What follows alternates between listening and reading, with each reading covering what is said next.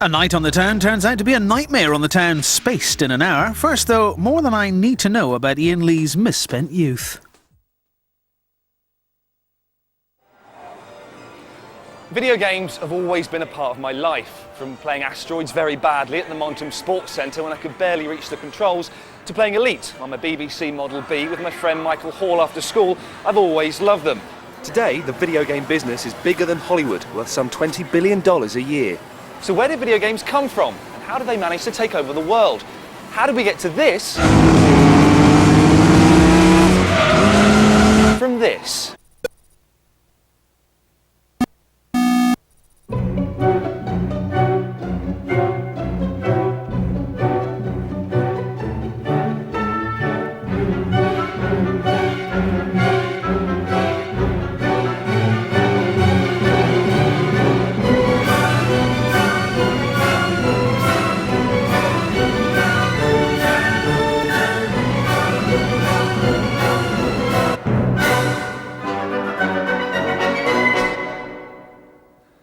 Computers have been around for a good 20 years before anyone discovered what they'd really been put on the earth to do.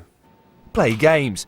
These prehistoric blips represent mankind's first attempts at creating computer games. Bouncing balls appear to have been popular with the programmers.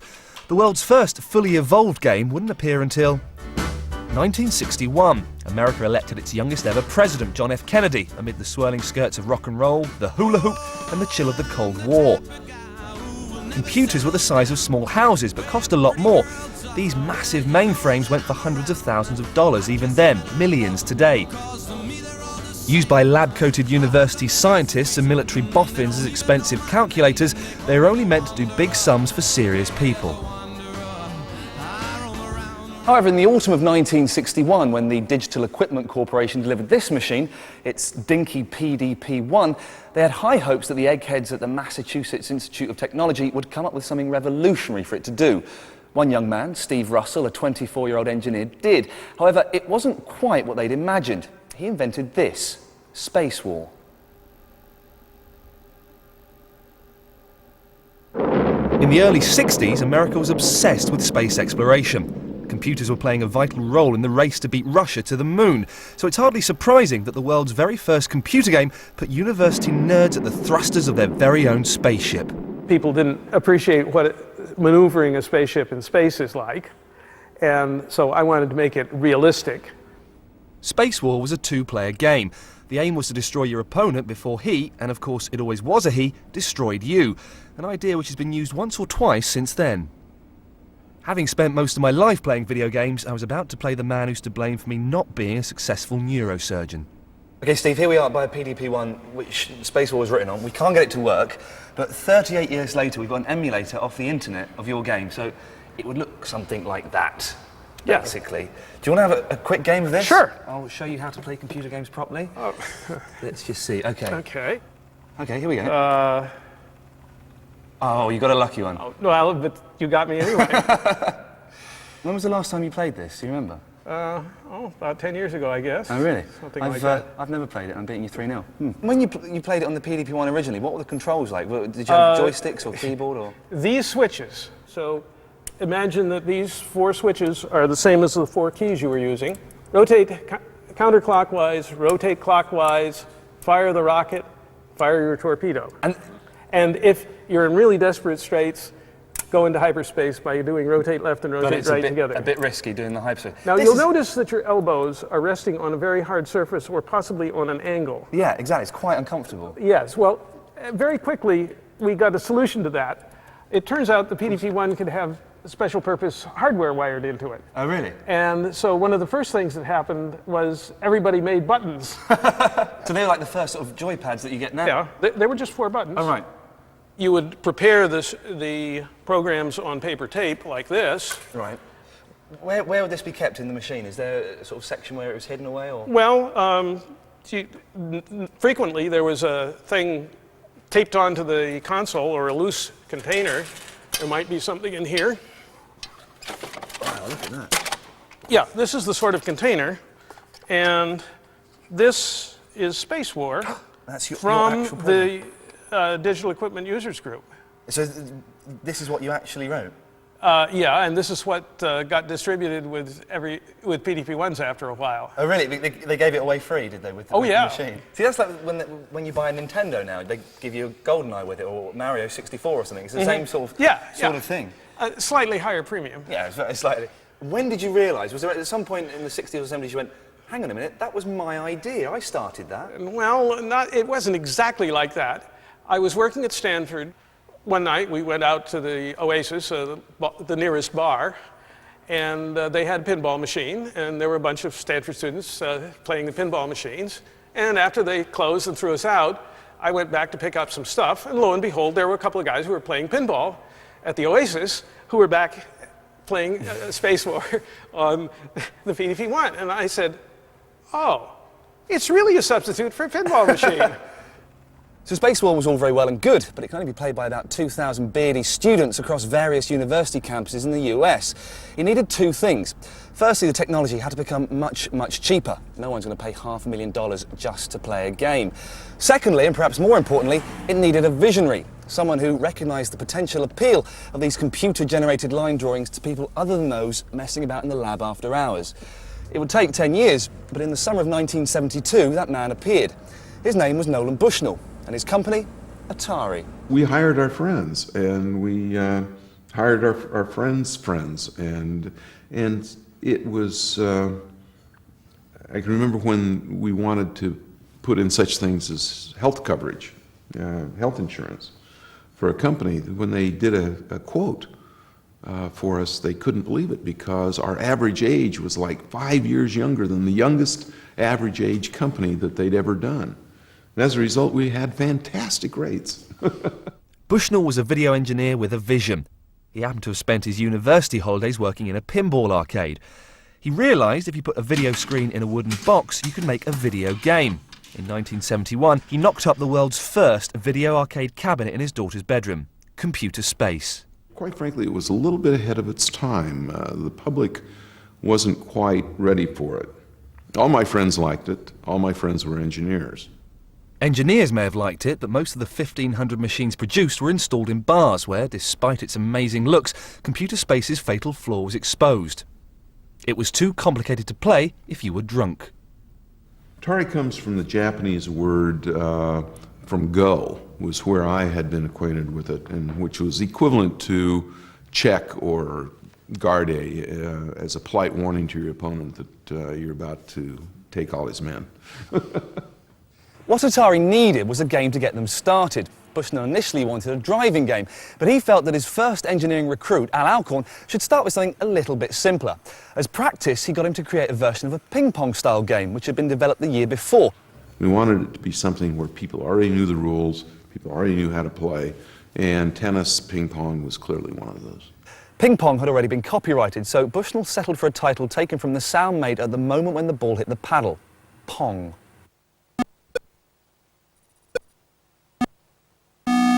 Nolan had no financial backing, so he used every trick in the book to get Al to make Pong as cheap as possible. Nolan asked me to design a video game that he told me he had a contract from General Electric for a home game, which I believed, and described this game he described Pong, a spot and a score and paddles and sound, and it had to be very cheap to meet the consumer requirements, and I went ahead and did that. Never occurred to me that nobody from General Electric ever called or came by or wrote a letter, but I was too busy building the darn thing. Fantastic. I recognise this cheeky fella. Yeah. How old is this? Let's see, this is, math question. This is 28 years old. Wow, it looks incredible. Thank you. Does this one still work? I think it does. I hope so. Can we have a go on it? Sure. Let's plug it in and see what happens. I'm going to play Pong with the man who built it. All right.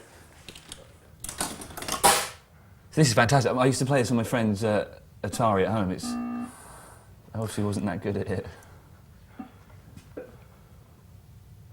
I'm getting thrashed here. This is incredibly embarrassing. There you go. You've beaten me again. Whose idea was it to have these really simple instructions? Because that's basically it, isn't it? Well, I wrote the instructions, and it was basically Nolan told me that the video game had to have instructions, and I argued with him. I said, if you have to have instructions, then the game's no good if you have to read the instructions and play the games. But he prevailed, he insisted, so I thought 3 would be a good number of instructions. So there they are. Deposit quarter. That's step 1. We want your money. Yeah. Ball will serve automatically. It's true. Avoid missing ball for high score. That should be my epitaph. I like that one. Yeah. Get on your grave, sir. Can we have a look in the back of it? Sure, What's sure. in this technological marvel? All right. Well, you have a wonderful secure back with a key. It looks like it had been tried open at one point, but it failed. And a bogus serial number that Nolan put on to know that the competition wouldn't know how many we actually built. He started at like 6,000. And VP1 to imply we're going to have more. And patent is pending. It was always pending. Right. We figured we'd scare it. That didn't scare anybody away. Man, that is just a TV set. Yeah, it was a good, low-cost, well-built Japanese, still alive after 28 years. I bought a consumer TV and a transformer. There's nothing in it. This is And incredible. there's room for rent. There's the computer board is here, the logic board with 76 ICs. And then there's a coin Can I mechanism. just get this out? This is what the money falls into. Sure. Sure. It's a high-tech bread pan. It's your just a basic... baking tray. Yeah, I mean, it was cheap and available, and yeah. That is incredible. This is... There's a low security, but the nice... And I found out later that you're supposed to be able to get the money out from the front. Because that would, you have to move the machine out. Right. And I didn't know that, but for me it was fun when I was collecting the machines. I didn't want people to see how much money was made because they might steal it, so I'd give them a free game, and I'd be in the back hanging out handfuls Very of quarters. clever. They said, that machine must have made $10, and I'd be pulling out $200 of quarters, and they'd go, yeah, probably $10. Pong was a global success. It inspired numerous copies worldwide. This was the British version. You can move up and down. That's my tennis racket, is Right. it? Yes. I have a similar control, Yes. and if you're careful, you can position that's wherever you want. You're off. Go on. No, I'm not. I missed. Have 15, another. love. Have another one. You're keeping score, are you? 30, love. Oh, Would you like to serve to me? No, I'm absolutely duff at it, I think.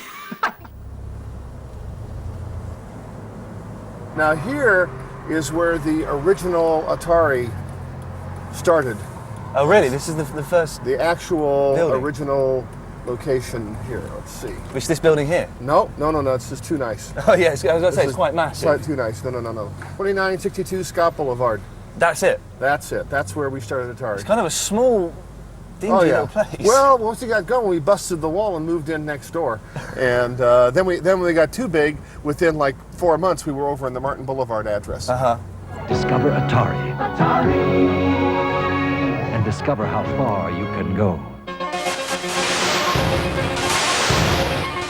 Atari went pretty far. Starting with handfuls of quarters in Al's bread tin, it went on to become the Microsoft of the 1970s. It expanded massively throughout the decade, and in 1977, Warner Brothers bought Nolan Bushnell out. His initial $250 investment cost them some $30 million. When did Nolan leave Atari? Nolan left Atari after Warner bought us. I think he did it around 79 or 80. So you sold to Warner's. How much money did you get? Well, we sold Atari for about 30 million. Me personally, I had 10% of the company, but Warner was very clever. They didn't want to give us all the money. There was nobody in the company over 30 years old, and they were in those days. That was a vast sum of money, and they thought we would just go off to the beach and never come back. So they doled the money out in little bits to us to keep us because we thought we were so immature, and we did. I was proud of our immaturity, and so that actually helped because I probably would have pissed it all away the first day. The spark of imagination moved on. The next big leap in video games was to come not from here, Silicon Valley, but from a country with a gaming tradition going back hundreds of years. From here, Tokyo, where in 1978, Tomohiro Nishikado wrote a game that would change the way a generation would spend their spare time.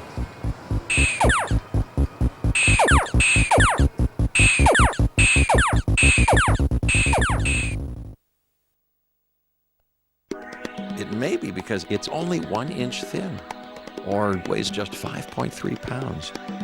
It may be because it has a 15.2-inch screen, or is supercomputer fast. It maybe because it's made out of titanium. But, you know, whatever it is, ooh, you're gonna so want one. The incredibly thin, ultralight, mega widescreen, titanium portable supercomputer.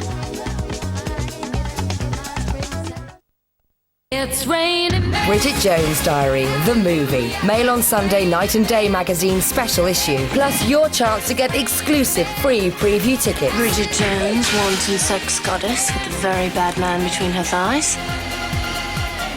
Mum! Only in tomorrow's Mail on Sunday.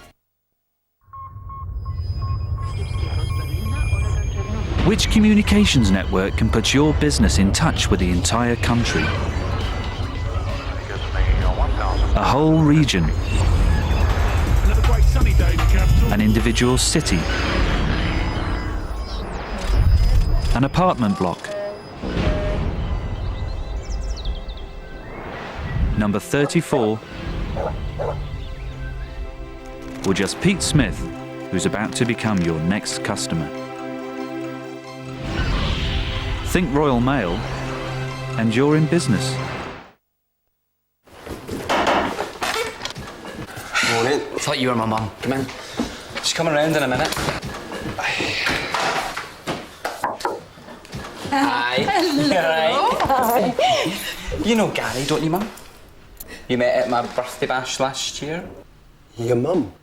Yeah. I could have sworn she was your sister. That's hilarious. Smirnoff Ice, as clear as your conscience. Mobile phone, Jen. Get one like mine. Perfect. Forget that, Jen. You want to get one like mine. How do you find the mobile that's right for you? Just head for the link. We believe in treating all our customers as individuals. We've a huge range of phones, tariffs and money-saving deals. And together we'll help you choose the one for you. It's your easy link to the right mobile phone. When it comes to falling in love, I'm the wedding planner. not everything goes to plan. You met a guy?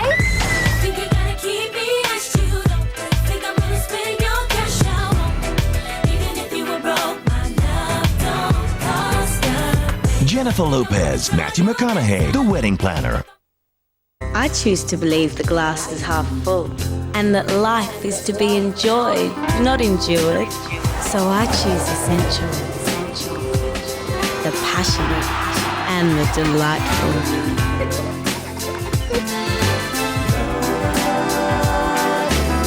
Choose happiness. I choose to say yes. Choose Capri.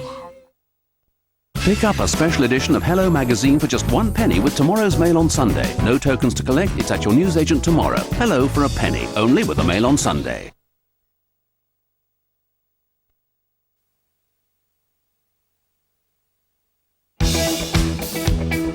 In the mid-19... In 1978, pachinko met its nemesis. On Friday, June the 16th, Taito, who previously manufactured pachinko cabinets and jukeboxes, released Invader, or as more commonly known, Space Invaders. Within 6 months, Invaders had replaced pachinko as the country's national pastime. There was even a shortage of the 100 yen coin required to play the game. What the bloody hell's going on? Space Invaders took Japan by storm. It combined the space theme of Western arcade games with a classic plot from Japanese creature feature B-movies. Overnight, Japan came to a standstill, or rather a sit-still. The only time anyone in Tokyo stood up was to hit the dance floor when the cash-in single Disco Invader was playing on the jukebox.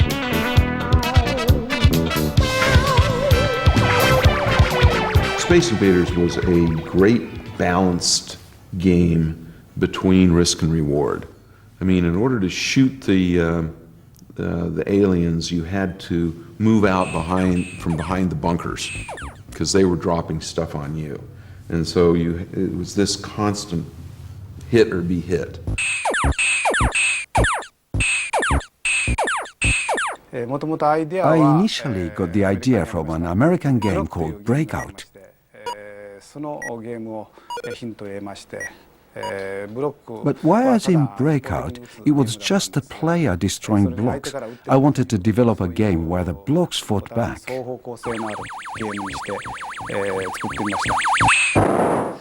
Invader's success was due to several new ideas which would set the benchmark for all future video games, such as the adoption of the concept of a high score, the idea of progress in destroying successive waves.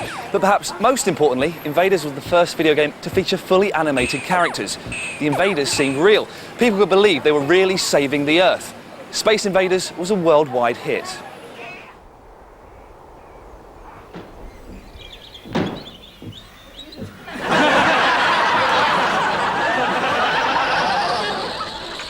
Invaders almost became a victim of its own success, politicians declaring it a menace to Japanese society. Children started staying out all night playing Space Invaders. There was even a case where a girl left home because her parents wanted to stop her playing Invaders. 6 months after its release, the police ordered arcade owners to restrict their opening hours and declared a curfew after midnight. Having last played Space Invaders 20 years ago in Slough, I didn't fancy my chances against the man who designed it, especially in a tough away game in Tokyo. Is this your original book that you used when you were designing Space Invaders? Character image. Are these the original drawings of the aliens? Where did you get the idea for these from? これですね。これはイギリスの作家のウェルズさんの考えた火星人。Some of these look more like, I mean, that looks like a crab, looks like a jellyfish, more like animals you see on this planet as opposed to aliens. Was that the original case? もともとはこのこの火星人はタコと日本では言われたんです。それがこれのイメージですね。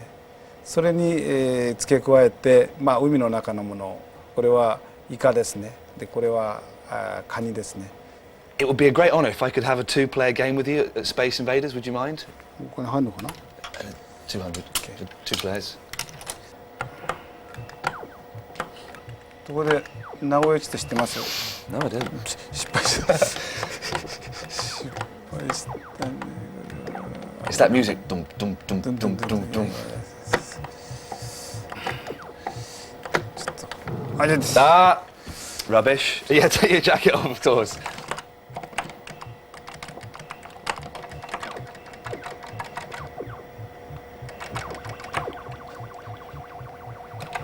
You mentioned earlier the Nagoya method. What's that?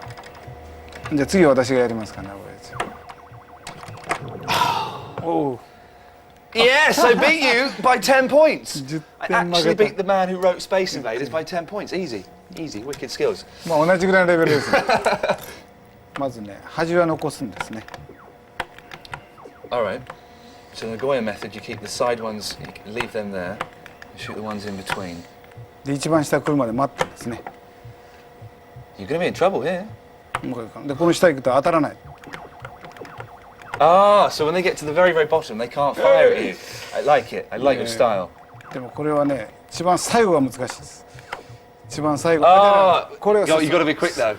Thank you very much for letting me play this with you. It's been a great honour. It's been a pleasure to meet you. Thank you very, very much indeed. Thank you very much. でもう一回やりますか。When Space Invaders took on Uncle Sam, video game popularity soared. It also fired Atari's interest in creating second-generation games, one result of which was the release of a game that was, within a year, to replace Invaders as the most popular cabinet in the arcade. Asteroids.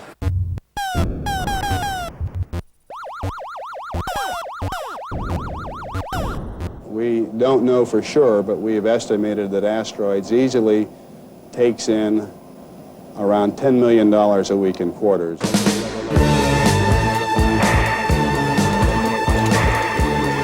Asteroids was incredibly tricky to play, had more buttons than any previous game.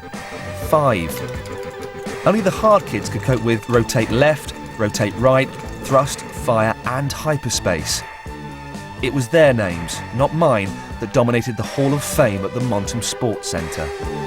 Asteroids came about because Lyle Raines called me to his office and he said he had an idea for a game where there was a previous game, I believe it was called Cosmos, where there was a big indestructible planet and people were always shooting that. And he said, well, why don't you let him shoot, you know, something and blow it up? And I believe at the time I told him, well, I'd like to blow it into smaller and smaller pieces. Asteroids was a very important game aesthetically for a start because it used wireframe vector graphics, and so it looked very Spartan and very sharp and pure. You have to put it on field test. When you put it on field test, you take it out to a location, see how much money it makes. I remember on first field test watching some guy come up, put his quarter in, and die in like 15 seconds, 20 seconds. You know, it's just, and then he pulled another quarter out. And to me, that was a very good sign, because usually anybody who dies in 15, 20 seconds, it's like, oh man, this game's too hard, I'm out of here. But this massive game had one massive cheat. It soon became apparent to anyone with an IQ in double figures that if you position your ship at the side of the screen and destroyed all but one of the large, slow-moving asteroids, you could easily pick off the tiny flying saucers for 1,000 points each. This technique became so popular it even acquired its own name, lurking. And with an extra life available at every 10,000 points, marathon games ensued. At this machine in Fresno, 18-year-old Greg Davies scored 15 million points, played 31 hours on 1 quarter. You stood here for 31 hours? No, I sat down. I remember at the time I tried lurking. I remember trying it at one point in development and decided, it was too difficult. I'd spent a lot of time at the Montum Sports Centre lurking, not on asteroids, but round the girls' changing rooms. Maybe Ed could teach me to do it properly. Quarter in, is it? Nope, not necessary. Oh, have we got 3 games? Oh, yes. Oh, that's fantastic. Every gamer's dream. Should we have a 2-player game? Sure. Lovely. I'll be player 1. I'm not very good. Here we go. This is how you play asteroids. I've got to admit, when I was a kid, I found this game much too hard to play. It lasted up 20 seconds. Like I did there. That's embarrassing. Fair play, you are the bloke that wrote it though, so you should be beating me. That doesn't guarantee anything. But do you think that the fact you can actually put in your initials made it more addictive? Because you felt like you were interacting with it more? Yes. Oops. Got the last rock. Were there any names that you couldn't type in? Like, for example, if your name was Frederick Uriah Kennedy, could you put in those initials or...? Actually, we started putting sensors in shortly thereafter. Right.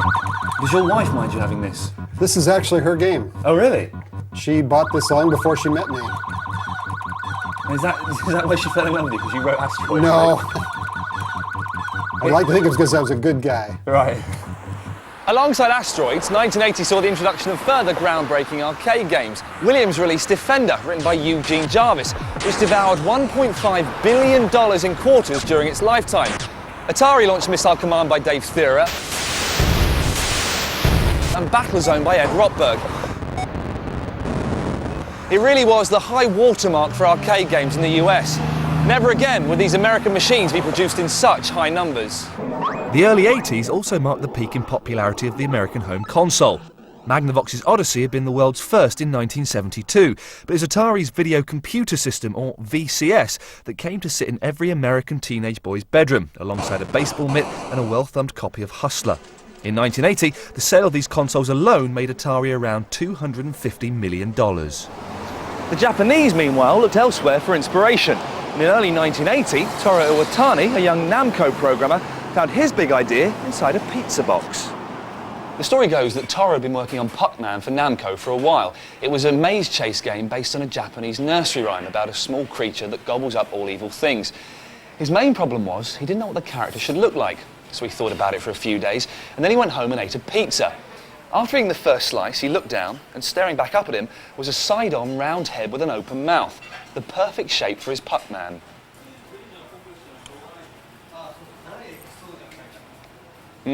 Cold.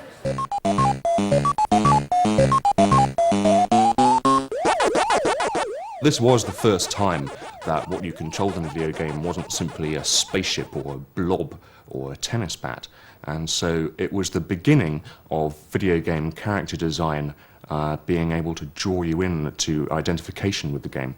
When it came to releasing the game in the US, Midway Manufacturing, the US distributor, were more than happy to introduce it to the States, but they were slightly concerned about the title Puckman.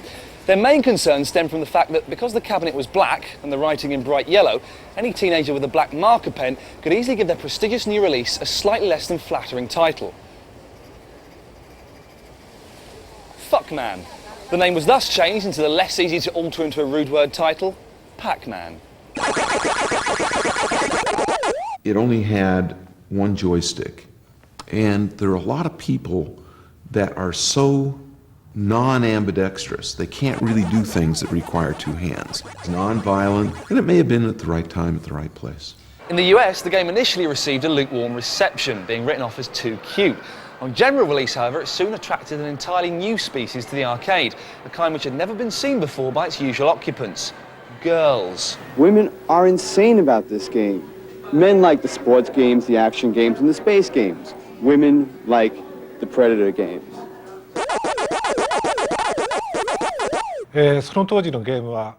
In those days, most video games were very violent, and the amusement centers were full of boys.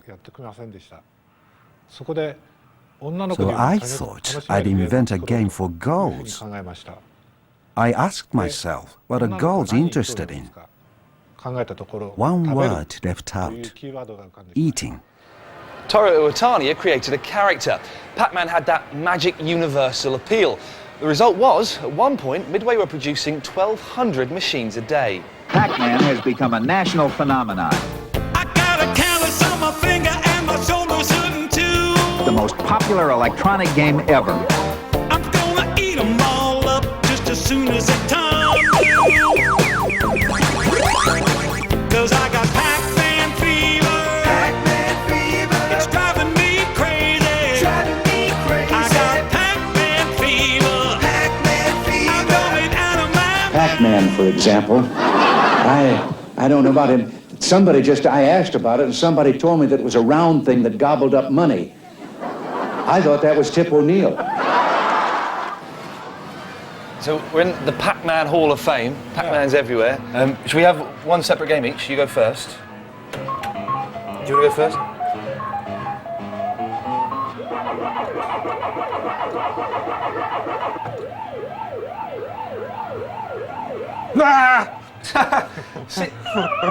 Fair play, you got 630 points. That's rubbish. That was rubbish. I'm sure I could beat that easily. Here we go. You expect there to be a button there, sorry, because it's only one controller. You're expecting. Yeah,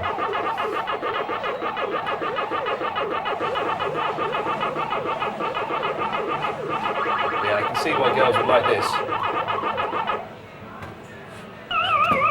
It's a little bit tough, isn't it? One of the important things of Pac-Man, obviously, is the sound. The waka waka waka waka. Where did the sound come from? 食べるときに日本ではパクパクと言います。ワカワカじゃなくてパクパクパクパク。Ah, pac pac pac. Yeah. How much money did Pac-Man make for Namco? Did it make lots of money? Oh, yeah. Here we go. Right, let's see what that's. So 6 billion yen. That's about $60 million. And that was in total? Yes. That's incredible. In 1 year. In 1 year? Yes.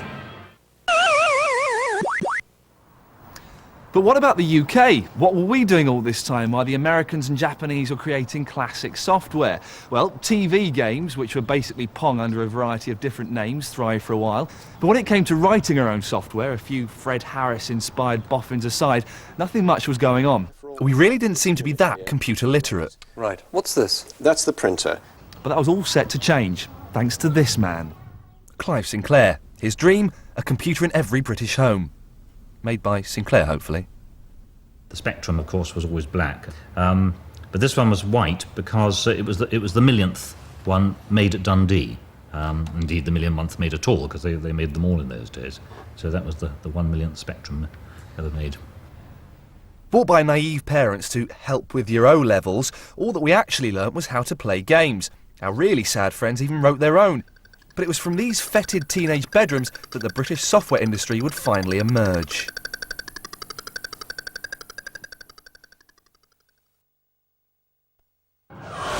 Now you can try AOL for absolutely nothing. Just call 0800 237 237 for your completely free trial pack. So what can we do for you, sir? You just whiz it off. What do you want to go for? I was thinking of that. I just want to get away from that student-y look. I'll have the pink. My family think I ought to change my image. Leave the years on. Take the hair off. A Mohican. Could you suggest something? A light perm. Ah. Like a Millennium Y. What's a number one?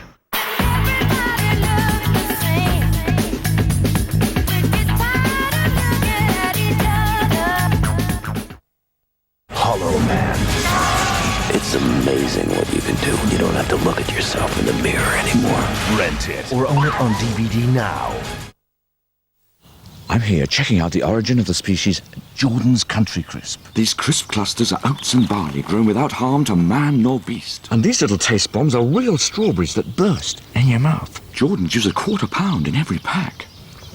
Yes, a presumptuous, deliciously rural breakfast that attacks the taste buds like Attila the Hun. Jordan's Country Crisp. Tastes so good, it can't be good for you. Or can it? If you want to stay ahead with a new mobile like this cool prepay orange Nokia 3310, call into Comet. We've got stacks. That's Comet Sense. At Currys, we serve over 15 million customers every year.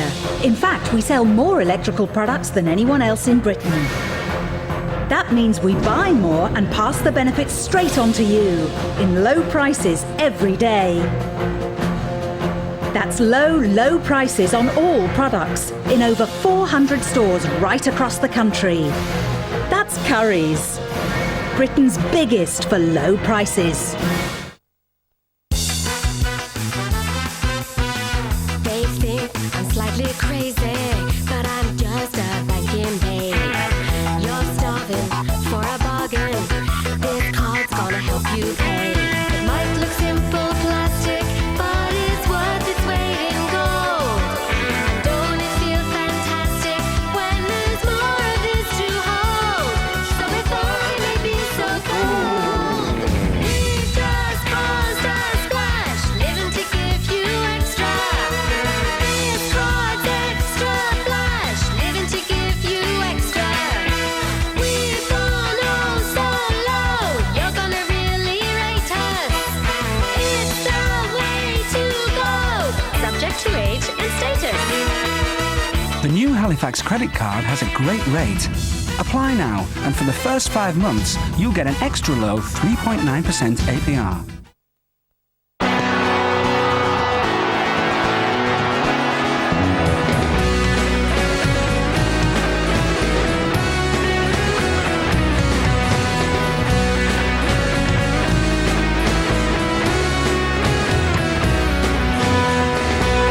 Get even closer to Saturday's action with Score, the new 24-page weekly football pullout and this weekend's 50p News of the World, covering every Saturday, every Sunday, inside out.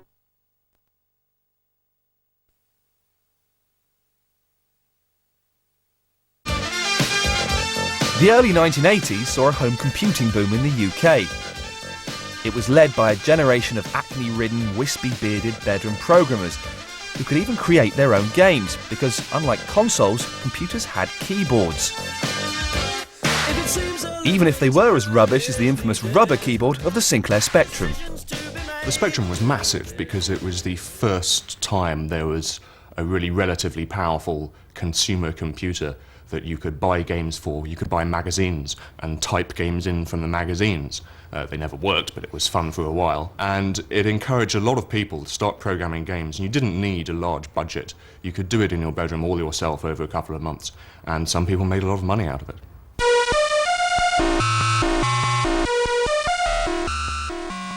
Manic Miner was Britain's first software blockbuster. You played Miner Willie, who had to jump his way through 20 screens of platforms collecting treasure, all to a continuous soundtrack, which had previously been thought impossible to do on the Sinclair machine. It also had a very British sense of humour. When you died, a Python-esque foot descended to crush the hapless miner. As if that weren't daunting enough, there are also mutant jellyfish and flying lavatories to contend with. And here's Matthew Smith. Matthew, how on earth do you come to write a programme like Manic Miner? I do shut myself away for a while to actually get the programme written. Matthew Smith became very wealthy very quickly with the success of Manic Miner and its sequel, Jet Set Willy. But then he disappeared. He stopped writing games and he vanished into video game myth. For the past few years there's been a website up called Where is Matthew Smith? And people have been calling in sightings. According to some rumours, he was planting tulips in Amsterdam. Other people claim to have heard him calling in on radio talk shows or seeing him in the local supermarket. I think it's going to get to a stage where one person can't write a whole game. I was 17 when I wrote Manic Miner. From start to finish, I was in Italy writing drawing pictures of some levels with some water running down. And I came back, and in 8 weeks we were duplicating cassettes. I had a Tandy TRS-80, but it crashed every time anybody put the kettle on, so I had to work at night. My favourite monster in Manic Miner, I got the most compliments on the telephones. There was a game in an Atari written by an American called Bill Hogue. He was very much an inspiration. The game he wrote was Miner 2049er, which was a little man jumping around on platforms, collecting things and avoiding the baddies. Sounds like a winner, I like it. All right, Matt, we're here. We've got a Spectrum. Right, well, let's load up Manic Miner, the game that you obviously wrote. The Spectrum keys confuse me because it's got the words on there. This is load. Let's symbol shift. I made the first screen fairly hard, just so a stranger to it could enjoy a lot of the frustration without having to get very good at it. It is a simple mistake like that is enough to end it all. Where did the boot come from that kills you at the end, that all loses your chance? Out of the top of the screen. Well, that's no fair to you. Manic Miner, this is the first game. Jet Set Willy is the sequel to it, isn't it? It's the same character and stuff. How long did that take to...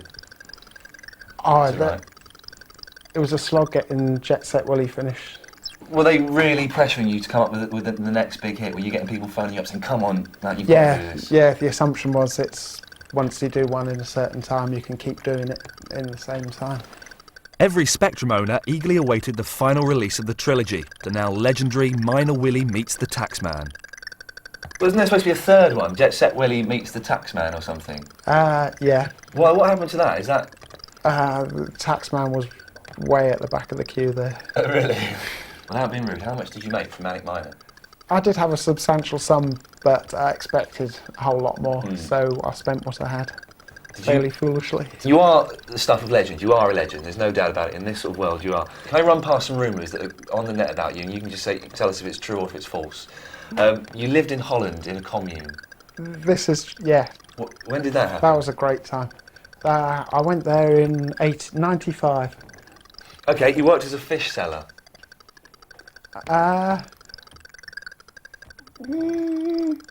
No, I don't think I ever sold fish. I tried to get a job in a fish gutting factory. But I applied at the wrong time of year. What does it feel like to know there are, sort of a lot of people interested in what you're doing now, 20 years after you wrote this? Well, everything comes around and goes around. Like 5 years after I did it, I was a washout, and 10 years after I did it, I was history. But coming up to 20 years now, and I'm a legend. Once invincible Atari has lost £200 million so far this year and sacked 1 in 3 workers. Suddenly, in 1983, the American video game industry hit a brick wall. Not since 1929 has an industry fallen so far, so fast. In this neighborhood in Florida, the Chuck E. Cheese Video Arcade closed down. Supercade Amusements closed down. And where the Space Odyssey Video Arcade once stood, Dollhouse 3, a strip joint. Arcades weren't the only ones in trouble. The console market also collapsed. Powerful home computers made machines like Atari's 8-year-old VCS seem prehistoric. On top of this, a glut of terrible games seemed to make it game over for home consoles. But a small Japanese novelty toy maker had other ideas. Nintendo Kopai was founded in 1889 in the ancient imperial capital of Kyoto. For over 80 years, it produced traditional Hanafuda playing cards. But in the 1960s, it diversified into the novelty toy market. Board games, beam guns, and love testers. Testa, testa, love testa, 愛情テスト, love testa. In 1974, Nintendo produced its first video game, an electronic version of the traditional Japanese game, Go. But it was in the home console market that Nintendo was to have the biggest impact. The language of a generation changed as Nintendo firmly replaced Atari in the American vocabulary. It was here in Kyoto at the Nintendo headquarters, which is that building just over there, in 1985 that Shigeru Miyamoto saved the video game industry. Hello! It's me, Mario! People warm to Mario because he's the antithesis of the superhero. He's not big and strong and muscular and blonde hair and blue-eyed. He's a short, dumpy Italian fella with a moustache and a big nose. Mario is the video game superstar. A survey in the United States in 1989 found that more American children recognise Mario than Mickey Mouse. Mario is far better known than his creator, Shigeru Miyamoto. That is, except in the world of video games, where this former cartoonist is probably even more popular than Jesus. Miyamoto may be the John Lennon of video games because he brought soul to games. Everyone looks at the next Miyamoto game to find out, what new things the man has invented. I first joined Nintendo because I heard they design equipment for children's playgrounds, and that's what I was interested in doing. He started off at Nintendo doing graphics, doing packaging, things like that. But he also was an obsessed game player. In 1981, Radarscope, Nintendo's latest US release, failed. Nintendo was left with a lot of unsold cabinets on its hands. In desperation, they turned to Miyamoto to create a new game that would work in them. The result was Donkey Kong. I wanted to create a comedy gorilla character, not a frightening one. And so I called the game Donkey Kong, because I heard that in English, donkey means foolish. I checked with the people who were in charge of English at Nintendo. They said that it was fine. But when the game was launched in the United States, everyone over there thought it was a very weird name. It was the gorilla's owner who stole the show. Originally called Jumpman, he was renamed after the landlord of Nintendo's American warehouse, Mario Segale. Mario's famous features were forced on his creator by the limited graphics of the time.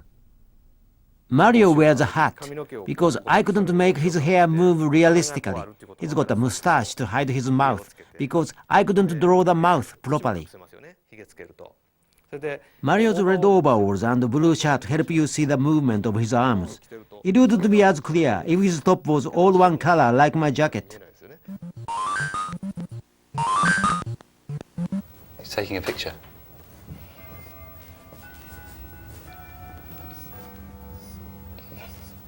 Hang on a second, he's filming someone, of course. Very good. Okay, you be Mario, I'll be Luigi. Here we go. Oh. I haven't played this for a while, so I might not be very good. Get out of it! Ah! You fell for that, old chestnut. When was the last time you played this? Do you play this very often? どうでしょう、もうすぐかれこれ10年ぐらいは遊んでないですよ。Well, 今日彼が来るっていうから昨日の夜徹夜で練習したんですけど。Really? Well, that doesn't show because you're doing terribly, it's got to be said. Money. Bench. Hang on a second. Mario, which is you, game over. Luigi's still playing there. I think that says quite a lot. And you invented this game. You invented this game. Nintendo, however, wasn't going to rest on its laurels. Handheld video games have been around since the time of Game & Watch, Nintendo's first foray into the world of home video games in the early 80s. But in 1989, Nintendo launched Game Boy, the video game equivalent of a Walkman, and designed for adults as well as children. To launch this revolutionary range, Nintendo needed a killer app, a killer application, a game so good people would buy the machine just to play the game. Their killer app eventually came from behind the Iron Curtain, the work of an obscure Russian computer programmer. Its odd-sounding name was Tetris.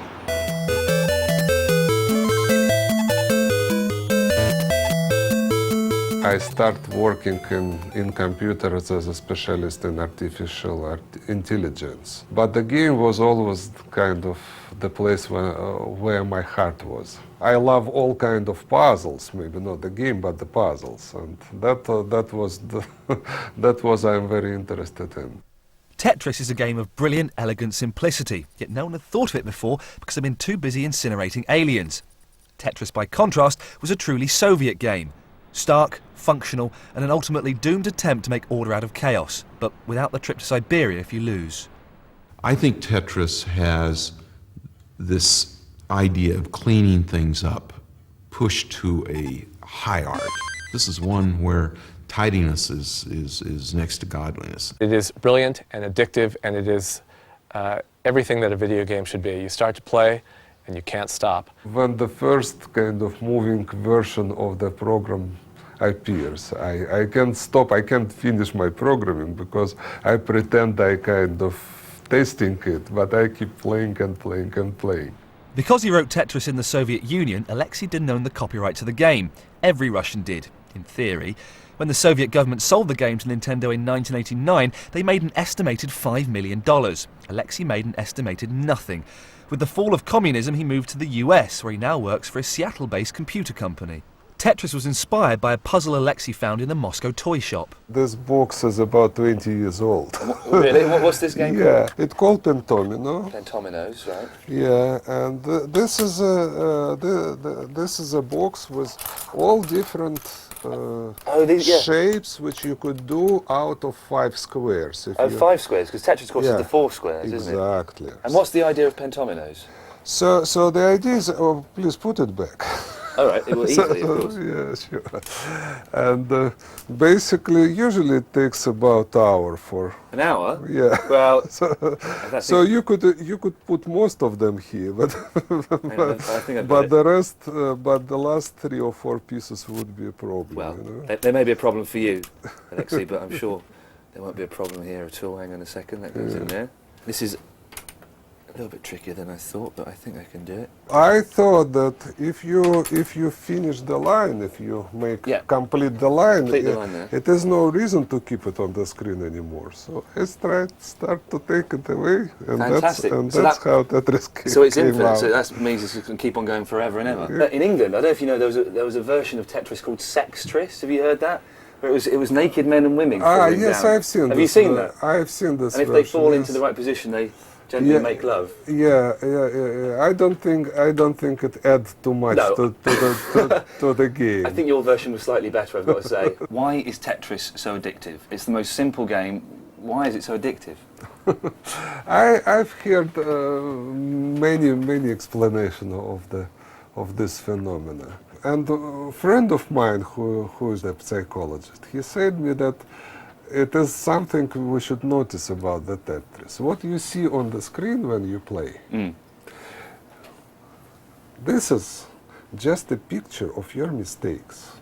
All your destination, all your results are somewhere in this number, in score. But what cries from the screen is your mistakes, and you want to fix it right away. Yeah.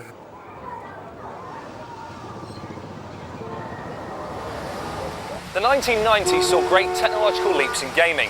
Perhaps most significant was the entrance of an electronics giant who'd shown no intention of developing video game systems before. Sony and their all-conquering PlayStation. The PlayStation became the console that made video games cool. They were installed in nightclubs across the UK, and games like Wipeout had soundtracks written by cutting-edge dance acts like the Chemical Brothers and Aphex Twin. But more importantly, it introduced the world to its first real female video game superstar, Lara Croft.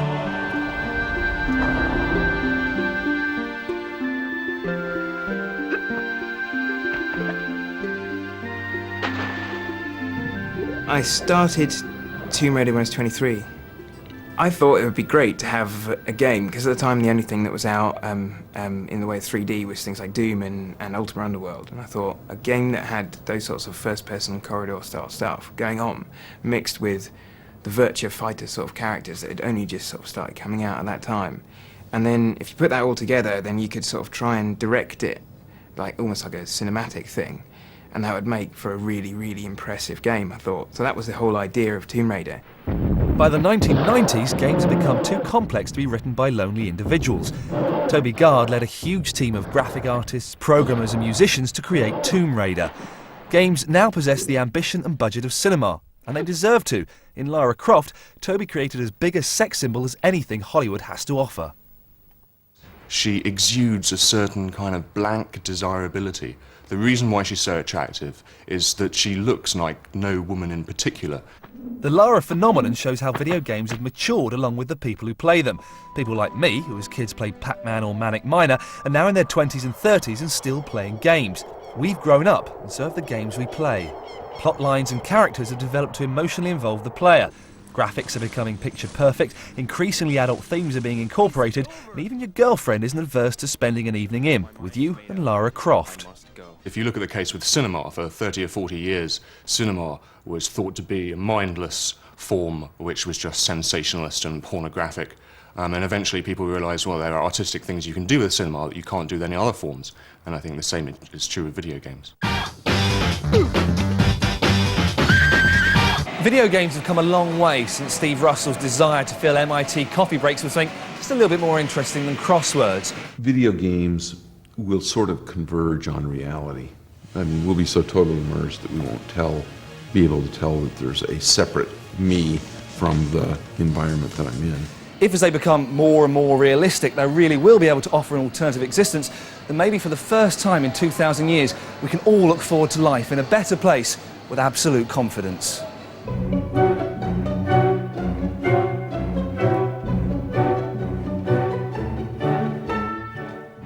A comforting thought, or is it? Anyway, from space invaders to spaced invaders as Tim and Daisy hit the night spots. Next.